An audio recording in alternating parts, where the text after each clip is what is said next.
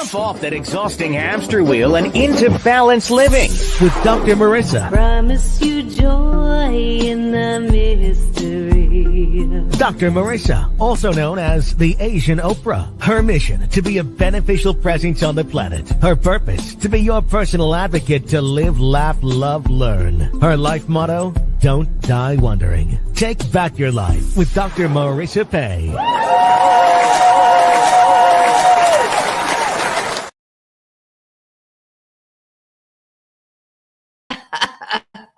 And welcome. You're tuned in to Take My Advice. I'm not using it. Get balanced with Dr. Marissa, the morning show. Can you tell it's Friday?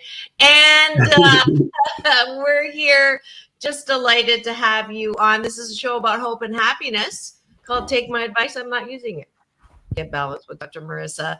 And AM 1050, FM 106.5, streaming everywhere. iHeartRadio, Spotify, Stitcher, iTunes, TuneIn, Audible, Amazon Music, Tiki Live, Rumble, Podchaser, Streaker, Spreaker, and more. And if you're here to listen to what the headlines are, you're not going to hear them because you can get that anywhere most of the time. Very negative. CNN, constantly negative news. We want to balance out all the negative news out there with some positive things, positive news, positive, wonderful things to talk about, as well as positive people. And you can see you have your fan club here already, getting ready to go. Mari is here. AJ, the fun guy, is here. AJ. And we are here ready for... This is my new drum roll. Everything is awesome. This is Ricky's debut on my series. It's usually on Thursdays. We've moved it to Fridays, called Straight Talk, because he's well suited to put the moose on the table with me, which is talking about the elephant in the room. And we're going to talk about a variety of topics and just be real about it. So I've invited him to co-host this series, and this is his debut. Those of you who don't know who he is, where have you been? But I am so delighted to know Ricky Rebel. He is a Billboard top 40 recording artist, as seen on tour with Britney Tours, and he was with No Authority. I learned that last time. He has been a Grammy member since 2017, part of the voting membership for the Recording Academy. He was discovered by Michael Jackson, signed to his label on Sony, and later signed to Madonna's record label, Maverick Records. Please welcome back to my studio. First time on not first time on a Friday, but first time on Straight Talk, Ricky Rebel.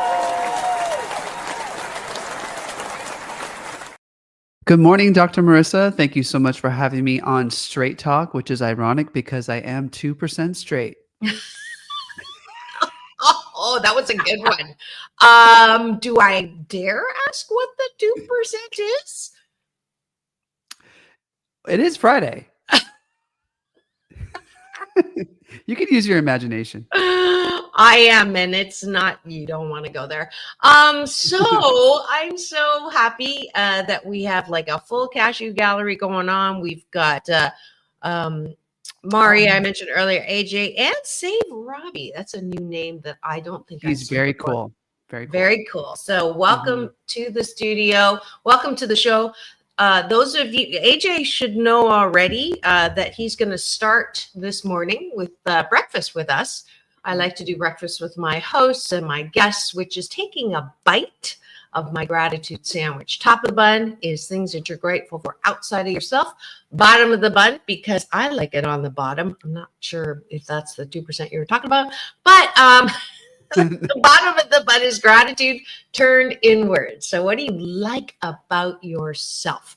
And that's how we start every show for the last 2 years. I've been on 657 consecutive weeks now, but who's counting? So grateful. I'll start my first gratitude is those who said a show about hope and happiness that didn't dish people, that didn't gossip, scandal, or K-words, Kanye talk, formerly or now, would not last more than a year. And 12 and a half years later, I'm still here. So I'm grateful for that. What are you grateful for, Ricky?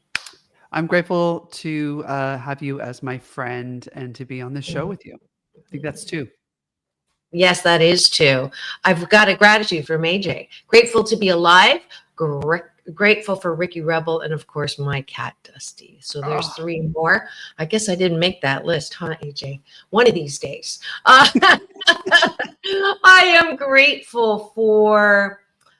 I'm grateful for life. I'm grateful that the planets did not crash into each other last night, and I have another day to live, love, learn, innovate, create, laugh, because that's my yeah, favorite yeah. sound on the planet. I'm That's grateful for my family, my 2 children, Maxwell and Willow, the cats. I'm grateful for Patrick Lockwood, my guy, and I'm grateful for my friends. Um, yeah, many friends that I'm thinking about right now, but we'll talk about that during the show. yeah. Yeah. Yeah, that sounds great. We got a finger on that one. Thank you for all of your reactions. Not that finger, but this finger. Feel free also to interact as people are already. Yeah. And I love Save Robbie. He just subscribed over on my free subscribe. Oh, And that was very sweet of you. Thank you so much. You can get my playlist actually. It's the red carpet one. Then you can see interviews with the late great Quincy Jones, John Travolta, The Temptations. But of course, here you get us live. It'll be every first and third Friday. So we're so glad that you're here.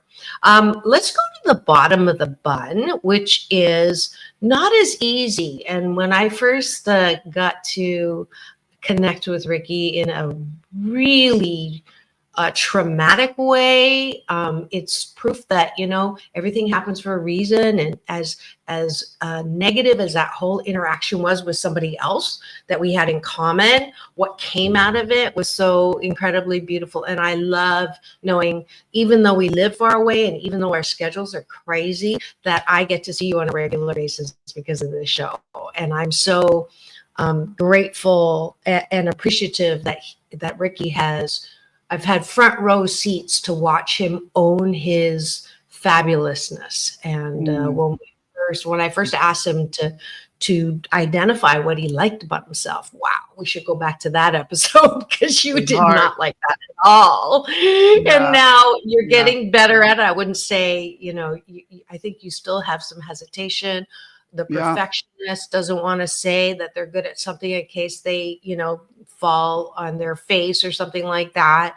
But we're all 88% fabulous. So I like that I can get back up no matter what the hit is, that it doesn't take me too long to get back up, because I really don't like the feeling of being, underground. So I appreciate about myself. What do you like about yourself, Ricky? I like my creativity. I've been in the studio making lots and lots of music. Yay. And it comes very naturally. So I like that. Beautiful. I appreciate my ability to compliment people. And that's, believe it or not, especially women. I don't know what it is with our fairer, sometimes unfair sex, is that men have an easier time, not all men, but most men have an easier time sort of, giving kudos and complimenting. But I don't know what happened. A lot of women, just like when something good happens to another woman, the claws come out instead of, oh, isn't that great? And so I appreciate my ability to celebrate others' success way better than I used to. So I like that about myself. It's a great skill. Thank you. I appreciate my technical nature, my technical side. Being able to do what I do requires a lot of technical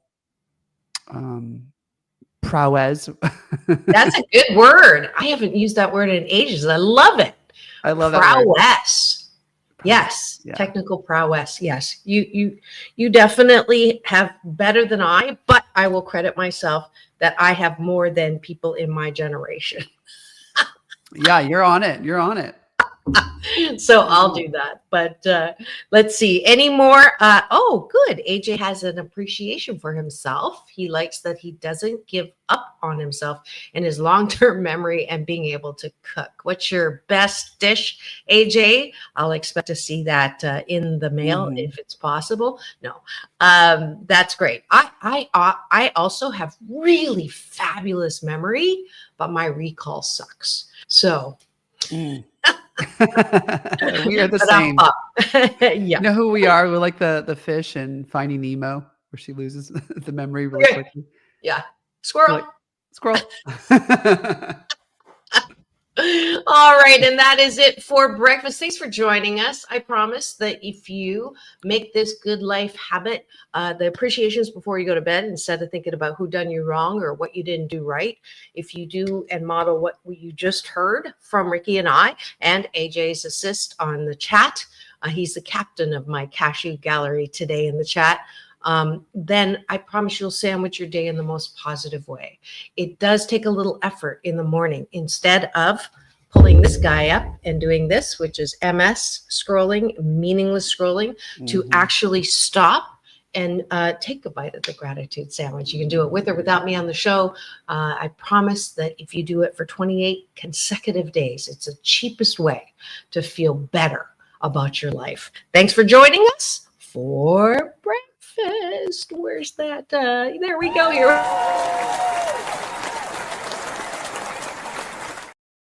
You're faster than I am. That's so funny. And now we are ready for the topic of the day. I won this, by the way, at Dave & Buster's. It says, how cool. Everything is awesome. Ricky, what's the topic for today? The topic of the day is Straight Talk on Addicted Friends with co-hosts Ricky Rebel and Dr. Marissa. Yes, addiction and friends. And you can indicate with your finger or on a chat if you have friends who are addicted. And I don't know anybody who doesn't have some personal knowledge, at least, or relationship with someone who is under the influence that cannot stop. And even though your wonderful man had a very technical definition of addiction, which is great, I'm just going to use today to keep it simple, is someone in your life is doing something that is hurting themselves and they cannot stop it. So that's my definition today. So if you know someone like that, putting someone in here. So, okay, Robbie himself, thank you for that honesty and putting your moose on the table. By the way, moose on the table is my Canadian version of talking about the elephant in the room, because I was born in Canada, for those of you who are new, like Robbie. Let's see. AJ just gave me the recipe. Yeah, that sounds good. I think I'm going to try that. But yeah, friends and addiction. And it's a sensitive topic because, in my culture, Chinese, I know you thought I was Swedish, but we don't talk about, airing dirty laundry. And so you don't talk about that relative member or that friend. But there's a saying in the 12-step program, you're only as sick as your secrets. And so I am all about talking about problems, but then talking about solutions. So that's what we're doing today. And feel free to chime in with your 8 cents worth of advice as well. Ricky and I are not licensed, so we're not giving official advice, but we are both versed in the relationships, as well as I'm a happiness coach. And so I do have people that come to me with addictions, and I do have resources that I send out, and I do have some Happy 88 coaching tips. So we'll cover those all today. And Ricky, I'm going to start with our first half is qualifying. So I'll start with a friend of mine who just, it's so heartbreaking to watch the way her life is going. She's extremely bright. She's extremely creative, and she just cannot seem to, as soon as she's like close to something that's going to pan out to be like amazing, she starts, she falls off the wagon, starts drinking, and, next thing you know, she's like going to lose everything again. And it reminds me of Brad Pitt in a movie that y'all can tell me what the movie name was, when he was going to lose his family, going to lose his kids, going to lose his job. And if he had one, another drink or whatever the drug is, and he did it anyways. And it's just heartbreaking to watch that. So that's my qualification. Ricky? I was in a relationship with someone for about a year, and I really loved this person. He had just gotten sober for 1 year, so he was like on his year birthday, and we would go to meetings together. We would do I was very supportive. I was there for him, and I would go, and he was very much involved with the community and helping. And he was actually, what do you call it when you are sponsoring? Yeah, sponsor. Taking them through the steps, taking them through the program to help. And one day we were arguing the night before, and then the next day he looked up, we woke up and he was like, I can't do this anymore. And I'm like, oh, do what? Like, I really honestly did not understand what he meant. Like, like us going to coffee right now, or to tea, like our normal routine. Is that what you mean? Like, can't do this anymore? And he's like, no, this relationship, I just can't do it. I'm like, what? Like, after one, we've argued a little bit back and forth, but it wasn't even big. It was like a little situation. I think I told him, I said, you don't like any of my friends. It's kind of weird, and I'm cool with your friends and XYZ. He said, well, your friends are crazy. I said, okay. They are a little bit. I had to give him that. Little bit of truth in that one. Okay. But we ended up breaking up, and he started a different relationship. Looked like he was happy, so I was happy for him. And then one day I look up on Facebook, and he overdosed and died. And we got the call from his mother, and his mom told my mom that she wishes that he had stayed with me, because she felt like I was the best partner for him. I'm sorry. And I don't know. I don't think about it too much in my life, but I think it's had a bigger impact on me than I think I want to admit. Yeah. Well, let's just take a breath right here and just feel into that sadness. And it's totally normal. And in the, my formula is feel it fully, and then you're able to release it. So, there's nothing to be ashamed of. There's nothing to regret. There's nothing. It happened. And for whatever reason, he couldn't stop, obviously.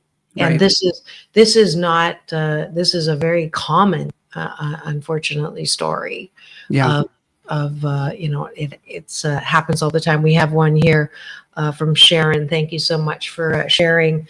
Her sister was a 30-year heroin user. Ultimately, it took her life. She left 4 grown children and many grand and great grandchildren behind. And it's sad, and it's very sad.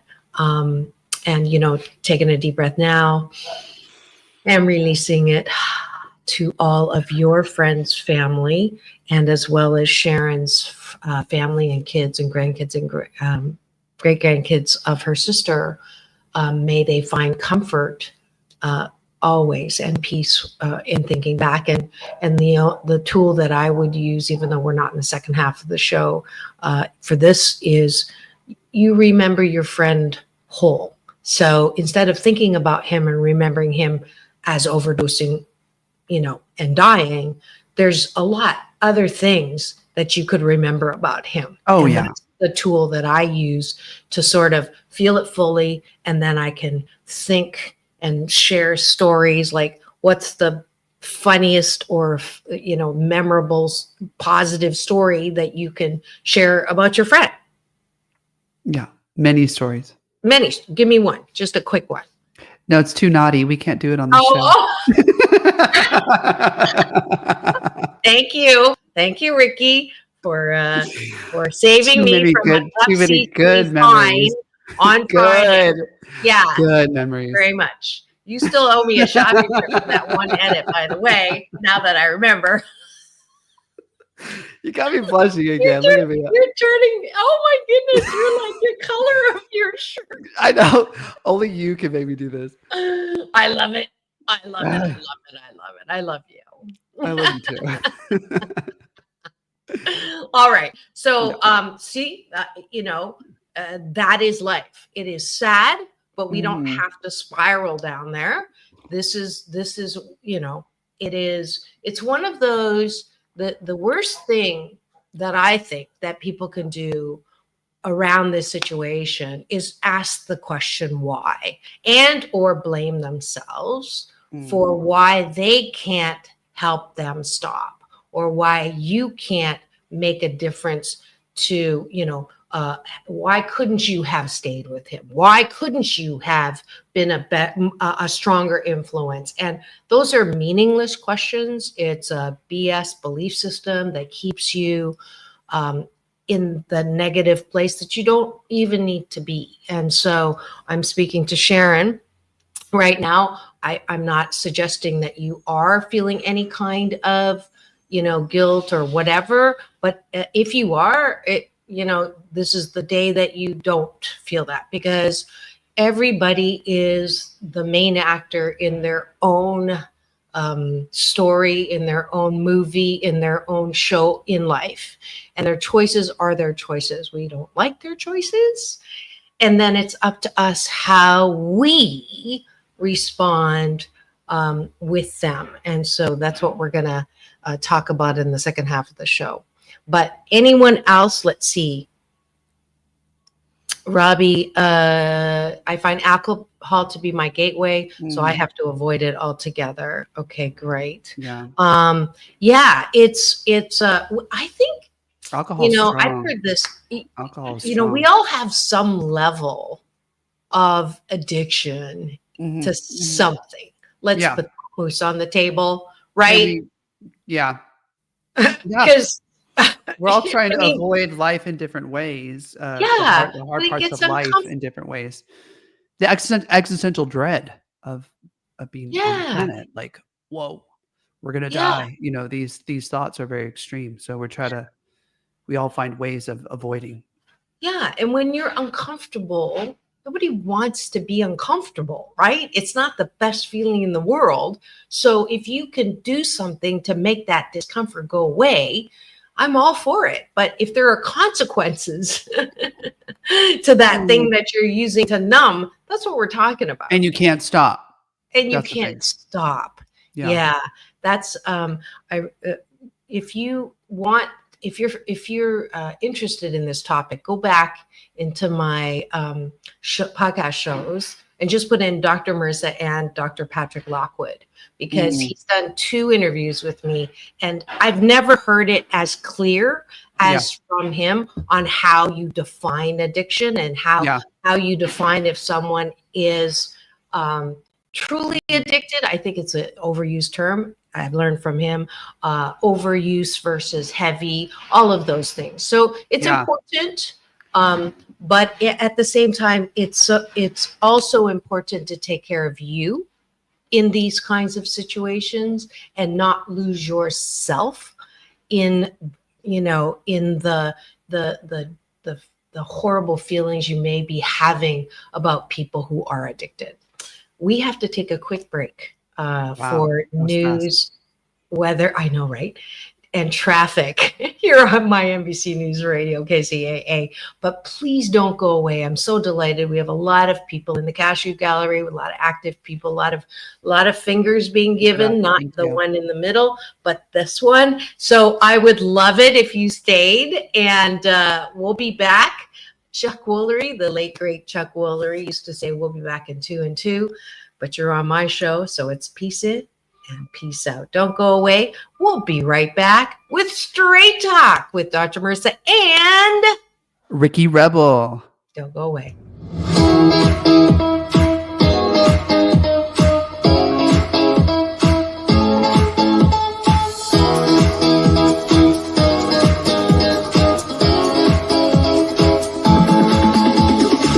Take back your life with Dr. Marissa Pay. And welcome back. You're tuned in to Take My Advice. I'm not using it. Get Balanced with Dr. Marissa, the morning show here on KCAA, the station that leaves no listener behind. Number one talk in the IE. Thank you very much. And the state AM 1050, FM 106.5, streaming everywhere, iHeartRadio, Spotify, and of course, my YouTube TV channel that houses all 1,283 shows over the last 657 consecutive weeks. And today is a wonderful day because guess who I have in studio? We just put a little marker on the Hollywood Rebel Report. I invited Ricky to be co-host half a month every Friday, first and third Friday, and then Straight Talk for those of you who follow James Hawthorn. He will be second and fourth. And this is because y'all are so busy doing all the things that you love to do. And it's cool that I get to have just a plethora of people. Now I get to see you every other week, but that's okay. We still text, and I still get these fabulous people who I met through you, and they continue to tune in and be wonderful people in the chat in my Cashew Gallery. And today we are talking about Straight Talk on Addicted Friends. So the first half of the show, which went very quickly, is on qualifying. So who do you know? How are you dealing with it? How are you feeling about it? And it is one of those relationships that's a difficult relationship. Let's just put it that way. It's not fun having to watch someone throw away their future, their present, make decisions that get them into hot water. So that's what we are talking about. We've got a couple more comments here. Let's see what's going on. Thank you. Let's see. On a lighter note, it's addiction. Don't we all? AJ, it's cool. I mean, I have a solitaire addiction. Like when I want to tune out, or when I feel like my brain's just about to take a roll off a cliff, I just sit and I start doing solitaire, which is good because it sort of frees me. But if I'm supposed to be doing something else and I don't get it done because I'm playing solitaire, that's not a very good addiction either. So it's all about, can you stop? And I can stop. Sometimes I don't stop quickly enough. And thank you. I love it. She is adorable. I like the adorable. I resemble that 2%. 2% straight. Oh yeah, that's you. We're getting warmed up for you to talk about what you knows mean what by I'm talking about. Oh, he does. Okay, glazed donut addiction, not the sexual.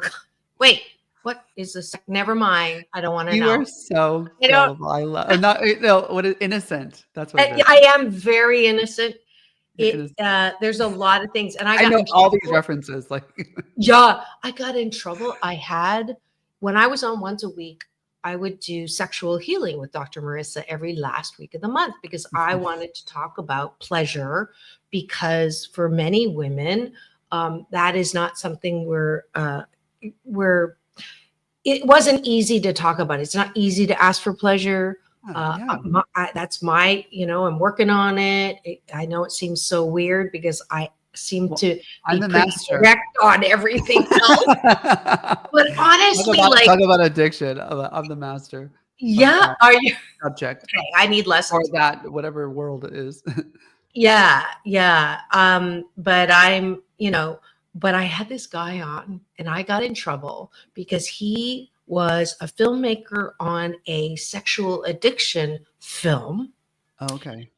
And he mentioned, talk about naive, something that was G, and then the second word is there's a, well, I can say whole. Okay, so it was a G. Yeah. Okay, got it. And I had no clue what that was. And so I said it, right? And man, did I get heat from the station. Why do I think that's so funny? I am so bad that like another friend, a guy came on, he was talking about the different like polyamorous, and I went, oh, that's my middle name. And I thought it was Pollyanna. Pollyanna. So he got the wrong idea about you. Yeah, my sound engineer is like, I'm like, I think what? That's very, very cute. So, You've been, anyways, yes, little on the night. Hey, I grew up in Canada in a small town. I didn't have a radio until I was 19 because I grew up not only strict Chinese but strict evangelical Baptist. So wow, I didn't go to a movie theater until I was 21. So don't worry, I am all caught up. Yeah, with the movies, definitely. Maybe not in the sex side, but anyways, where were we? We were talking about. I don't know. You and our goldfish memories. Okay, the tools, right? Okay, so how do you happily or I wouldn't say successfully, but not okay. So we talked about how difficult it is to watch your friends take that dive. It's difficult to watch your friends choose an addiction over your relationship, which is what happened with you. It's difficult to watch your sister, as we heard from Sharon, who has so much to live for. That's a good one. So it doesn't make sense, right? It's completely illogical. Why would you throw every beautiful thing in your life away for something that gets you in so much trouble, is so bad for you? So I mentioned this earlier. Why is not a useful question. It doesn't make sense. Common sense is uncommon. It is illogical. Addiction is illogical. And the more you try to figure it out, the worse you're going to be and the worse that person is going to be. Because I'm familiar with the alcoholism 12-step program.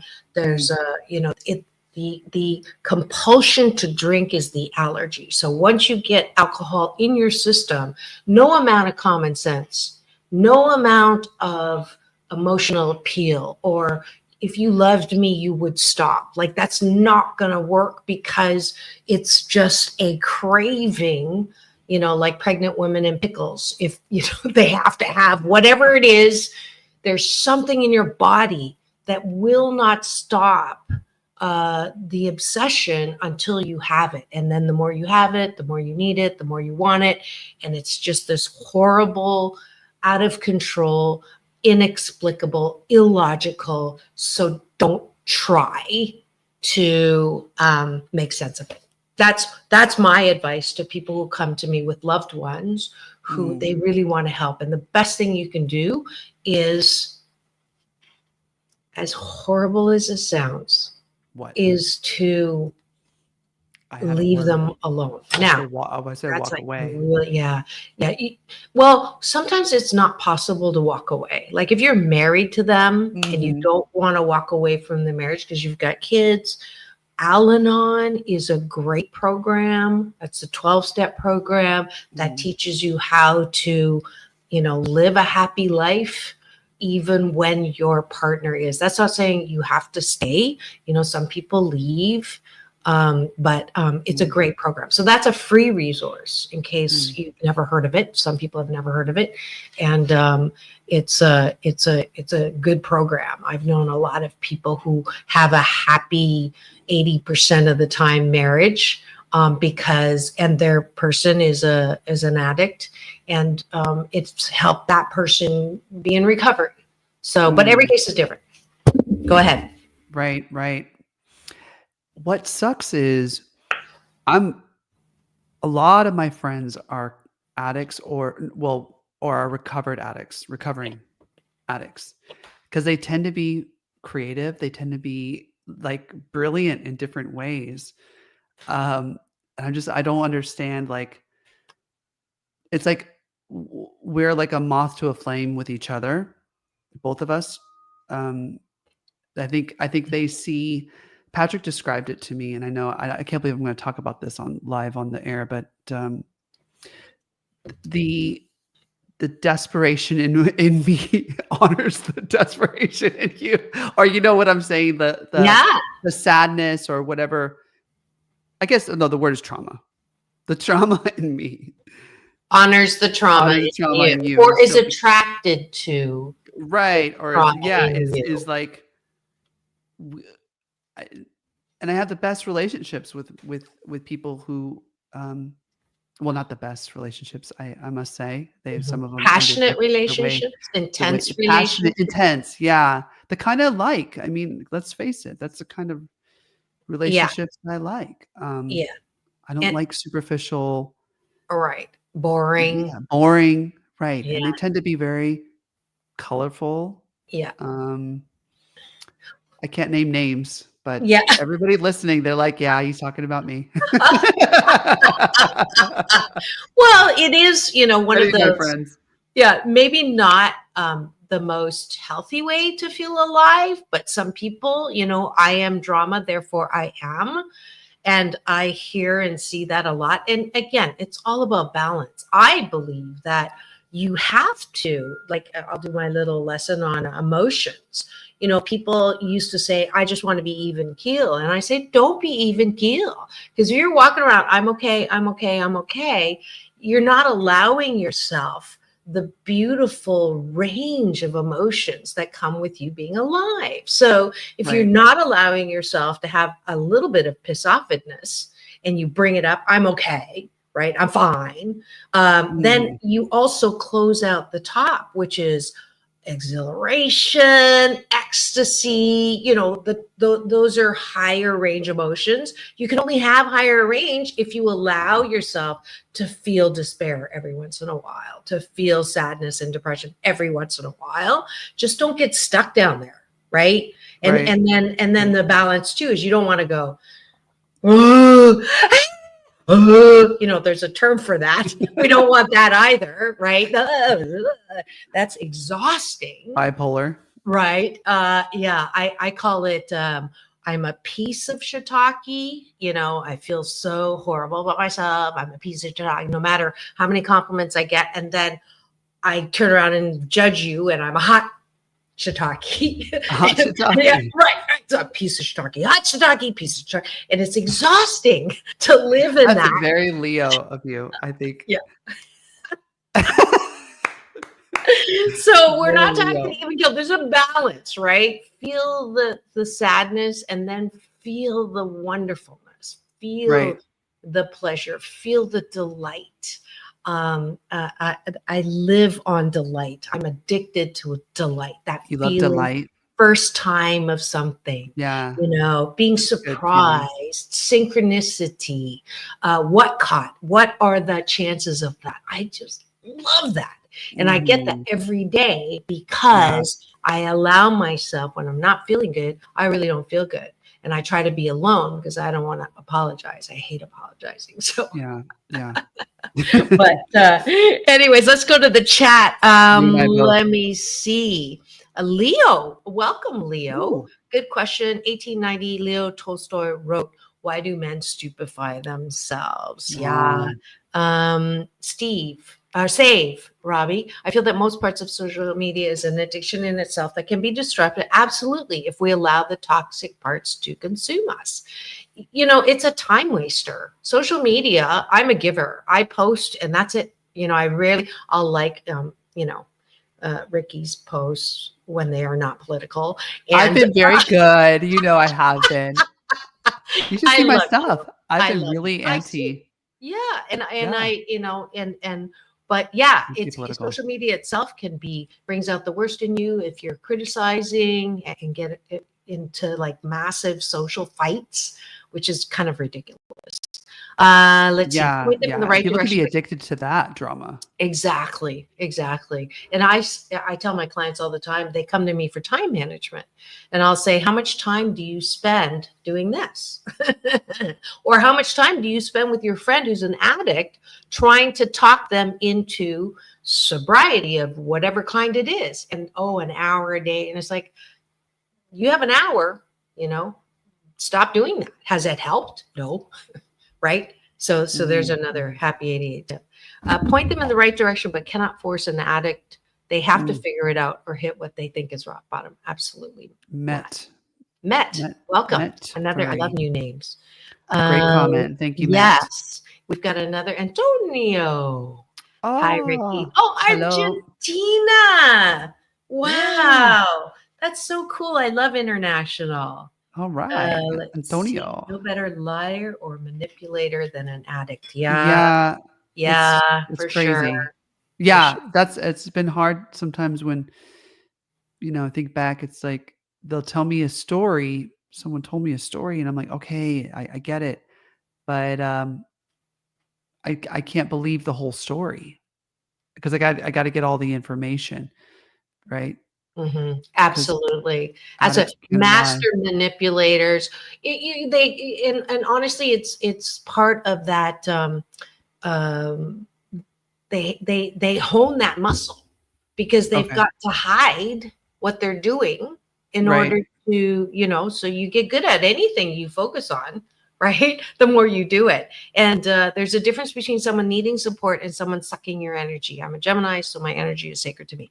And let me go use that point to go back to something you said earlier, Ricky, which I think is really important to connect the dots. You said a lot of your friends that you're attracted to, they're attracted to you, you're attracted to them. And that, a little bit of passion on steroids is drama on steroids is a train wreck. So if we go back and say, why is that many creative people do seem to have more of a predisposition to addiction than not? I think they've done studies on that. And my theory is, I used to hate it when people said to me, "You're so sensitive. Quit being so sensitive." And I just like, but now when someone says you're so sensitive, I say, thank you very much, because sensitivity is 100% correlated with creativity. And so people in your industry are by nature, by, necessity, creative. So when you're creative, you are more sensitive. When you're more sensitive, you have more of a, slippery slope when it comes to excess. And addiction is excess, right? That's another way to look at it. Right. So it makes sense. If you want to make sense out of it, that to me makes sense. Doesn't make it right, doesn't make it wrong. It just helps me, understand why there seems to be more people in the creative industries who have a proclivity. Thank you. To addiction. Now, I haven't looked at latest numbers. I could Mhm. also be, because some people will say, well, that's not, that's media highlighting, the only ones you hear about are the ones in acting or in music that have addiction. But I'm sorry, there's so many movies with great writing who write in like 12 step or which is identified with addiction, and they're brilliant, and the comedy's brilliant and all of that. Mm, So mm. that's my theory. I love it. I love that. One of the things that my parents and we struggled with. I grew up in a conservative household, conservative with air quotes. They let me dance like Britney Spears and go on tour with Britney and uh, sing and dance and act and do the things that I've done with my life. So they're very open to my talent in that way and supportive. But one of the things that I was kind of instilled with, because my father was also a Mormon or Oh, is a Mormon. I didn't Imagine know that. that about you. Yeah, a Mexican You Mormon. grew up. You grew. That's like an oxymoron. That's All like right. decaffeinated coffee. Yeah. He. Isn't that interesting? That's so interesting. Well, back in the day when my father's side in Mexico, they had they were a wealthy family, and um, I was told that these the, these people came and stole their land. Right back in the day, you used to just, Mm, hey, this land's mine. The cartels would just be like, hey, you don't. This is ours now, and so they had to leave Mexico. mm. And my parents' ancestors, they came over legally, um, and she was actually very proud of that. My my dad told me. Abuela? Oh, My grandmother told him. Yeah. Um, Getting back to the story, yeah, they were taken in by a Mormon family, right, when they first got here. oh, okay. Yeah, How that but happened. that's how they were able to, I guess the word is survive, but I mean, yeah, basically they were taken in by this Mormon Mhm. family. So they were installed these Mormon belief systems about how important a family unit is. Um, so when we had dinner, we never watched TV at the same time. That's great. Um, it was great. And thinking back, at the time, like I want to watch TV. No, but it was actually really good to be with the family. And we also learned how important it is not to cuss. He hates it when I cuss, even now. Mm, mm, He's mm. like, Ricky, stop. Mhm. Stop talking like that. If I'm talking to mom about something and I'm really angry and I'm like F bombing this, that. He's like, don't. And he also taught about the destruction of drugs and how absolute no, no, no, no, no, no, no. Mhm. I remember my brother, he was going through his phase in high school where he was smoking behind my mother's back. When Mm. my mother found out, she was so pissed at my brother that she got a pack of cigarettes and sat him down. She's like, "You know what? You're gonna watch me ruin my lungs and my body. You're gonna watch me do it." So she lit up those cigarettes back to back, and she was just smoking them in front of him. He's like, "Mom, stop! Mom, don't Wow. do." It was really crazy in our house. She's like, "No, That you're gonna watch me do what you're doing. destroy myself just in front of you, destroy my lungs and my body." It was crazy. Uh, I did my mom it. is no joke. Yeah, My mom is I no met joke. her. She's an I Aries. met her. Yeah, yeah. She's very You're creative. you're a Leo. She's an Aries. Yeah, And I'm a Sag. We got a lot yeah. of fire going on. Higher. Mhm. Different ways of getting what we want or getting our point across, right? Right, right, right. That's Yeah. So it was just a big lesson. I mean, and I think my brother stopped mm, smoking at that point. mhm. But what my family instilled in me, which I had to learn later in life, is that addiction is not necessarily a okay. How do I put this? Okay. It was just hard for us to think of it as a disease. Like we couldn't really accept that. My mother and father were like, "No, you have the choice to put that He needle in your arm. You have the choice to do all of those things." and you need to take responsibility and never do that because of where that goes. So, and if you do that, we will disown you are not going to be, a part of our family. They were very strict like that. So I'm grateful that they were so strict. And first of all, I can't do things like that. The minute I start over like drinking or whatever, I get sick. I feel horrible. And this is bad. Like and I don't like to smoke. I start coughing. I think God gave me this immune system that honestly, that can't handle things like that. It just can't. I will literally just die. Yeah. Yeah. But to go back on the point, I had to learn like through really intelligent people like Dr. Lockwood about how it is like, or how the definition of why they say it's a disease rather than just choices being made. Right. And so maybe you can describe to me why. Okay. Talk to me about that. Yeah. Yeah. This is a good moose on the table. Thank you. Because when I first heard that they were calling alcoholism a disease, my reaction was, oh my God, really? Like an excuse now? This is not diabetes. This is not cancer. It's not a disease. That's a good excuse for not having the discipline and the self-control to not do that. And that was my first reaction. That's how I grew up. Right? It's a choice. It's always a choice. It's always a choice.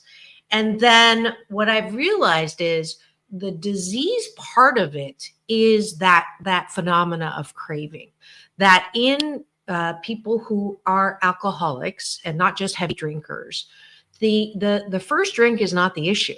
It's the drinks after that. So the first drink, there is if you have the tools that you get when you work a program, a design for living, and the 12-step program is the only design that I know of that is effective for, alcoholics who have that disease, right? Where that craving, the phenomena, when you have that first drink, they can't stop. The body is just like you have to go to the bathroom, you have to go to the bathroom, right? Right. When you have to go to the bathroom, there's no way to talk yourself out of going to the bathroom. Like you don't have to go to the bathroom. Has to go to the bathroom. Yeah, you don't have to go to the bathroom. You could stop if you wanted to.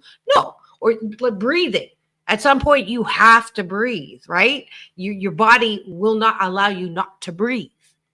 So that's how strong that craving phenomena of craving is. And when I understood that, it's not that it's an excuse at all. It is it's trying to understand what happens so that you can help yourself, right? So how do you, and that's what the 12-step program does, is it's a design for living that helps you have a strong enough defense from that first drink. So that's different than saying it's an excuse. That's different than saying, oh, it's, that's not the intent of calling it a disease. The intent, I believe, that of calling it a disease is to understand what happens when you have someone addicted to something, right? That's why that first one is so important to defend yourself against. And when you have, I've heard this, there's 3 problems that an addict has. 1 is the physical, that's that allergy, right? 2 is the obsession in the mind.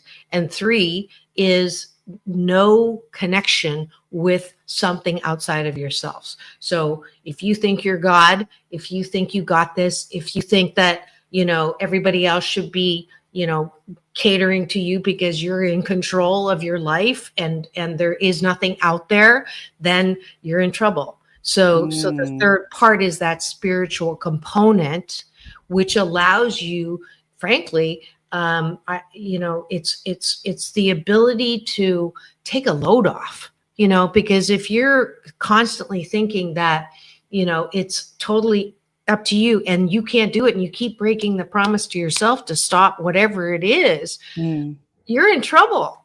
because you're out there on your own, and if you can't do it, that's why people give up, right? Because there is no solution.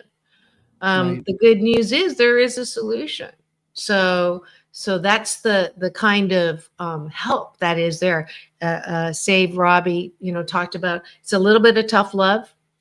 Yeah. These are the kinds of things but it's like a balance between tough love and compassion Yeah. and self-care. The self-care.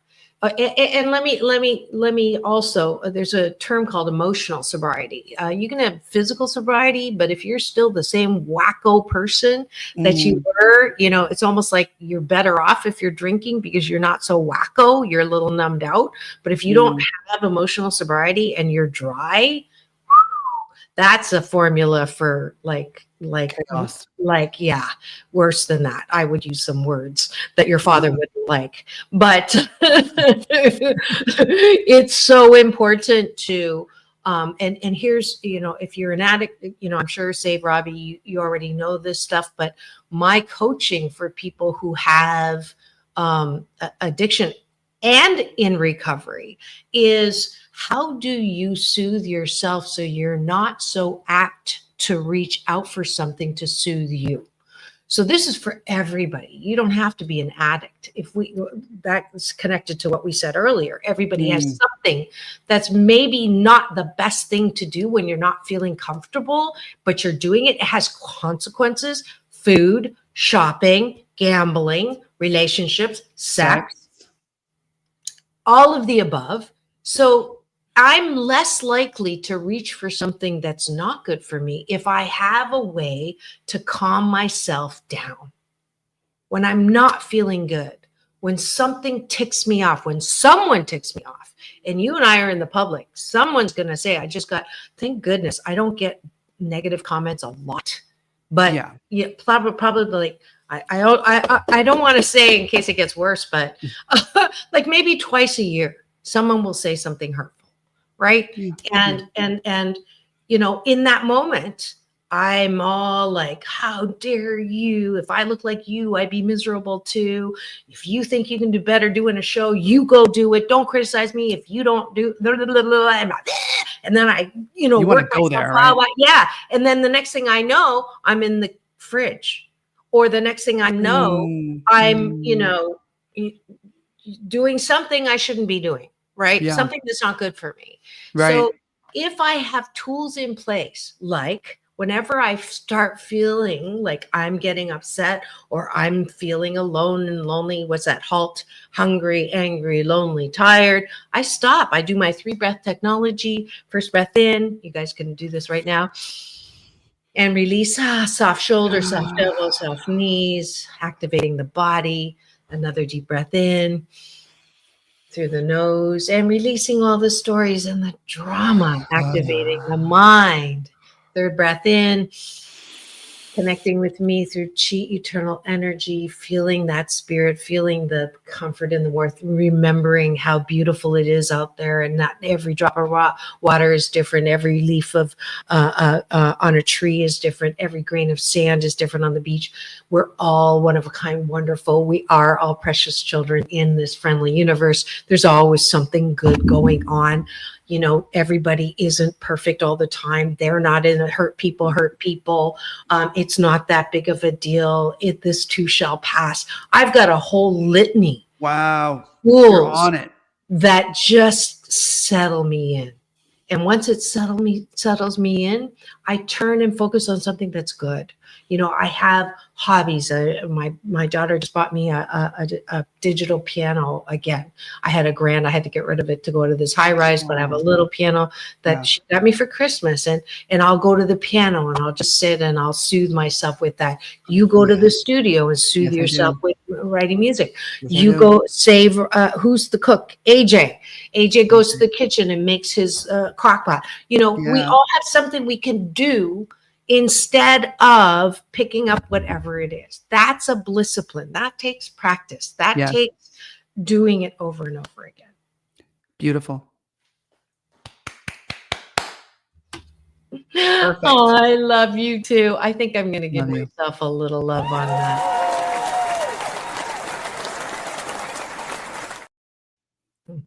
We need a snippet on that. That would be good, huh? It's a good snippet. Me on my recovery soapbox. Hey, it's great. We all got to hear it. We got to. Great thing Yeah, to listen to. and you know who needs to hear it the most? The buck stops right here. Yeah. You know, I teach what I need to learn. That's why the show is called Take My Advice. I'm not using it. It's 10 a.m. Oh crap. We're over time.